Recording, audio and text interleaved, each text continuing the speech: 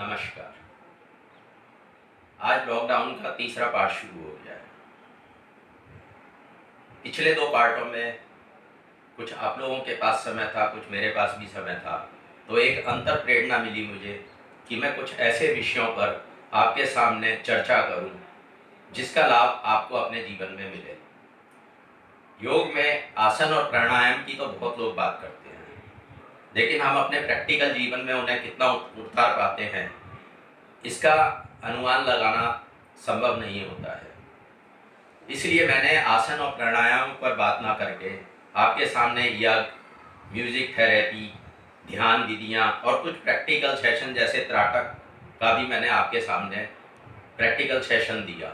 वो इसलिए दिया ताकि आप इन विषयों पर जो योग के होते हुए भी अनटच्ड हैं, तो उसकी चर्चा आप तक पहुँचे और आप इनको अपने जीवन में उतारने की कोशिश करिए, क्योंकि ये भी उतने ही लाभदायक हैं जितने कि आसन और प्राणायाम होते हैं। और जो मैंने इतनी मेहनत करी पिछले दिनों वीडियोस आपके सामने पेश करी हैं, आप इन वीडियोस को आगे अपने सर्कल में भेजें जिससे सारे लोग इससे लाभ उठा सकें।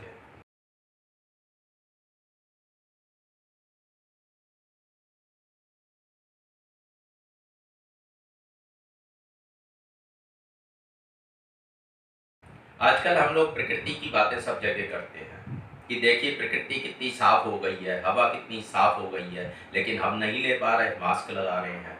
गंगा कितनी साफ हो गई है, लेकिन क्या कहते हैं, हम नहाने नहीं जा पा रहे। एक गंगा, नदियाँ जितनी भी है, सरकार कितने करोड़ों रुपए का प्लान बजट बनाती है इस पर, लेकिन अभी तक नहीं साफ आई। लेकिन पिछले कुछ दिनों में ही ये सब चीज़ें बिल्कुल साफ हो गई हैं। क्यों? ऐसा क्यों हुआ? इसलिए कि जब हम बहुत ही ज़्यादा, जैसे हम अपने शरीर में नेचुरोपैथी के हिसाब से नेचर का जो हमारे शरीर में क्या कहते हैं, जब होते हैं कोई भी वो आता है तो हम उसको अपने उपवास के द्वारा अपने शरीर की शुद्धि करते हैं, ध्यान के द्वारा मन की करते हैं। तो इस तरह क्या कहते हैं, इसी तरह नेचर भी अपने को शुद्ध कर रही है। जब हमने उसको अकेला छोड़ा तो उसने क्या कहते हैं, अपने को शुद्ध करना शुरू कर दिया, क्योंकि हम ही लोग उसे गंदा कर रहे थे और हम नेचर को जो देते हैं वही हमें नेचर लौटाती है। तो हमने पिछले इतने वर्षों में जो भी कुछ नेचर को दिया, उसने कोविड-19 के रूप में हमें ही वापस किया है और अब वो अपने शुद्धिकरण के प्रोसेस में चली गई है। लेकिन ऐसा नहीं है कि हम फिर से क्या कहते हैं उन्हीं चीज़ों को शुरू करें।